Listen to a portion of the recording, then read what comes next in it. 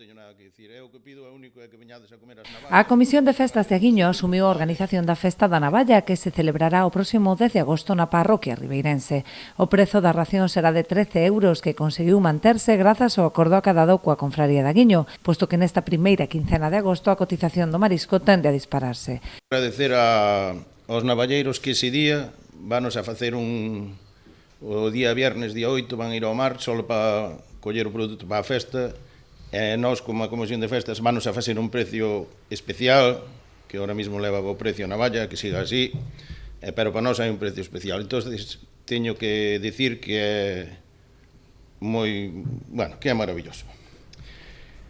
E a nosa intención era volver a facer esta festa un pouco máis grande, tuve aí un pequeno bache, vamos a levantar, estamos metendo moita publicidade, estamos metendo por todos os lados e vamos a intentar que isto tal.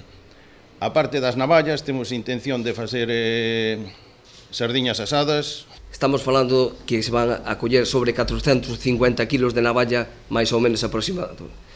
Hai que agradecerlle aos navalleiros de Aguiño porque estes precios, como acaba de falar o presidente das festas, levan uns precios moi altos. Estamos falando que a navalla a día de hoxe está a 22 euros o kilo. É un precio moi alto. Pero chegaron a un acordo co presidente para que se poda facer esta festa. O Concello de Ribeira colabora na organización cunha achega económica que agarda incrementar en vindeiras edicións. Estes cartos que son recaudados na festa son para facer a festa da Virgen do Carme de Aguiño, que é a nosa festa máis popular que temos. Tamén a do Percebe e a da Navalla, pero é a nosa festa do Carme, a nosa festa dos mariñeiros. Desde a Concejalía do Mar tamén se fai un aporte económico de 4.000 euros para que se poda axudar. Esperemos que no próximo ano que se poda aumentar un pouco máis esta partida, porque é unha partida bastante baixa para a festa que é. Hai outras partidas, outras subvencións máis altas, por iso temos que chegar a un nivel máis alto a esta festa.